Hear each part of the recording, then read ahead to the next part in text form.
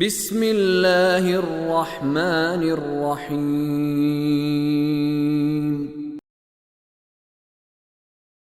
ولما توجه تلقاء مدين قال عسى ربي أن يهديني سواء السبيل ولما ورد ماء مدين وجد عليه أمة من الناس يسقون ووجد من دونهم امرأتين تذودان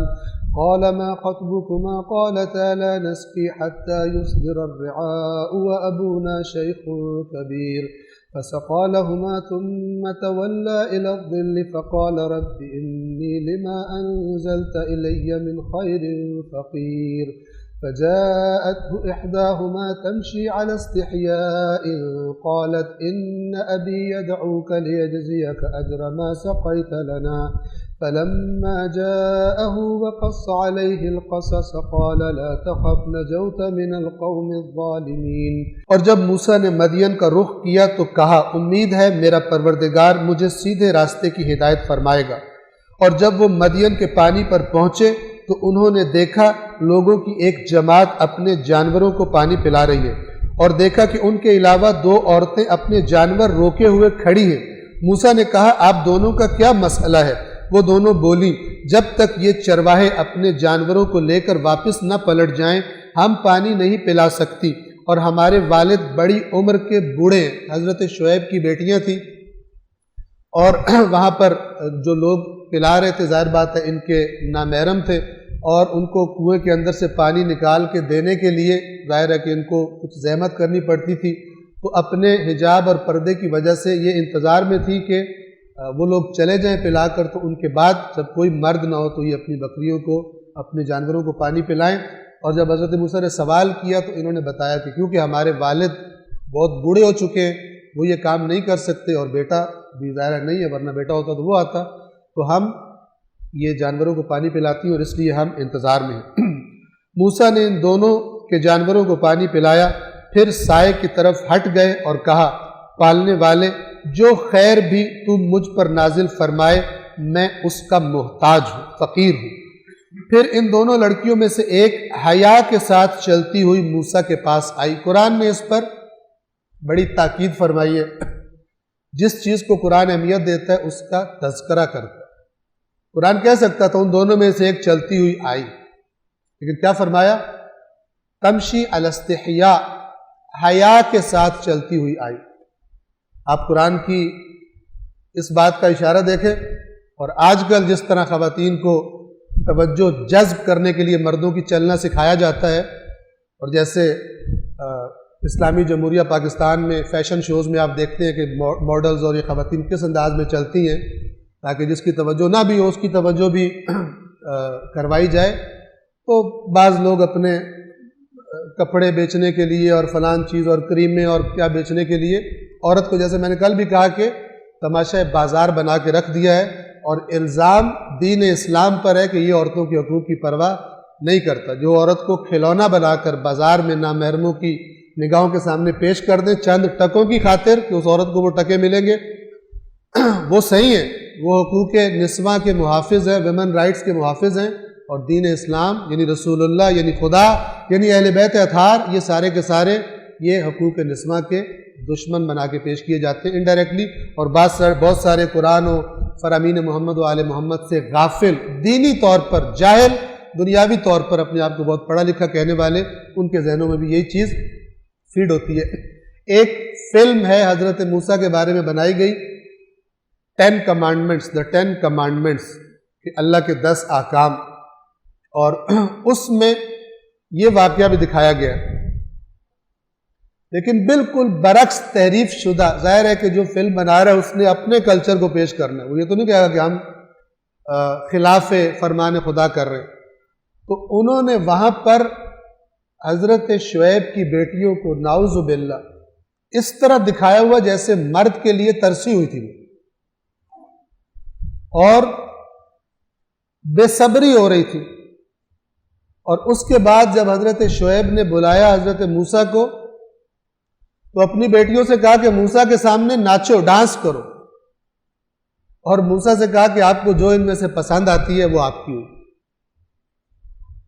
ایک یہ کلچر ہے مغربی جس پر ہم میں سے اکثر عاشق ہیں، وہاں رہنے کے اور جانے کے خواب دیکھتے ہیں، ان کو فالو کرنے سمجھتے ہیں دنیا کی کامیابی مثلا حقیقی کامیابی اسی میں کہ ان کو فالو کیا جائے۔ اور آج بھی کئی والدین اپنے بچیوں کو اعلیٰ تعلیم کے نام پر ایسے اداروں میں بھیجتے ہیں جہاں پھر وہ خود مجبور ہو جاتے ہیں کہ وہ مکس گیدرنگ میں، حتیٰ جہاں پہ ڈانس ہوتا ہے اور لڑکے لڑکیاں مل کے ناچ گانا کرتے ہیں، اپنے آپ کو سمجھدار سمجھنے والے، اپنے آپ کو دیندار باز کہنے والے، وہ اپنے بچیوں کو بھیج دیتے ہیں، ان میں اپنے پتہ ہوتا ہے ناچنا ہے میری بیٹی نے، لڑکوں کے ساتھ نامحرموں کے ساتھ ناچنا ہے، اس کے باوجود بھیج دیتے ہیں۔ قرآن مجید کیا فرما رہا ہے؟ ویلیو ہے یہ کہ حضرت شعیب کی بیٹی آئی تمشی، اللہ فرما سکتا تھا چلتی ہوئی آئی موسیٰ کے پاس، نہ تمشی، نامحرم کے پاس آ رہی ہے، تمشی علی استحیاء، حیا کے ساتھ، حیا کا تذکرہ کر، حیا کے ساتھ چلتی ہوئی پھر ان دونوں لڑکیوں میں سے ایک حیا کے ساتھ چلتی ہوئی موسیٰ کے پاس آئی اور کہنے لگی میرے والد آپ کو بلاتے ہیں تاکہ آپ نے جو ہمارے جانوروں کو پانی پلایا۔ اور یہاں پر یہ دیکھ لیجئے، اسلام اس بات سے رکاوٹ نہیں بنتا کہ مثلا لڑکی کام نہیں کر سکتی جو مرد کر سکتی ہے۔ یہ بچیاں پلا رہی تھی، بچیاں چراتی تھی ان بکریوں کو، بچیاں نبی کی بیٹیاں وہ پانی پلاتی ہیں وہاں جا کر، لیکن اپنی حیا اور نامحرموں میں غلط طریقے سے مکس ہونا، اس سے بچتے ہوئے، اپنی حیا اور شرم اور عفت کا لحاظ رکھتے ہوئے عورت کام کر سکتی ہے، اسلام نہیں روکتا اس سے۔ لیکن جہاں عورت کو تماشا بازار بنا دیا جائے، عورت کو اس طرح تربیت کی جائے کہ تم نے ایسا میک اپ کرنا ہے، ایسے کپڑے پہننے ہیں، ایسی چال چلنی، ایسے لہجے میں تم نے فون اٹھا کر ہیلو کہنا ہے کہ اگلا باقی باتیں بھول جائے، تم سے بات کرنے کے چکر میں پڑ جائے۔ تم نے سٹور پر ہماری پروڈکٹ کے سامنے کسی بڑے سٹور پر کھڑے ہو کر ایسے وہاں سے گزرنے والوں کو بلانا ہے اپنے پاس کہ وہ حتماً چیز خریدے تم سے بات کرنے کے چکر میں۔ مسلمان بچیوں کو، کلمہ پڑھنے والی بچیوں کو، اللہ رسول کو ماننے والی بچیوں کو نمائش بنا کر، بازاری چیزیں بنا کر جنہیں شوکیس میں سجایا جاتا ہے وہ بنا کر کھڑا کر دیا اسلامی جمہوریہ پاکستان میں۔ تو یہ قرآن کا میسج ہے، عورت کام کر سکتی ہے، کوئی اس میں مسئلہ نہیں ہے، لیکن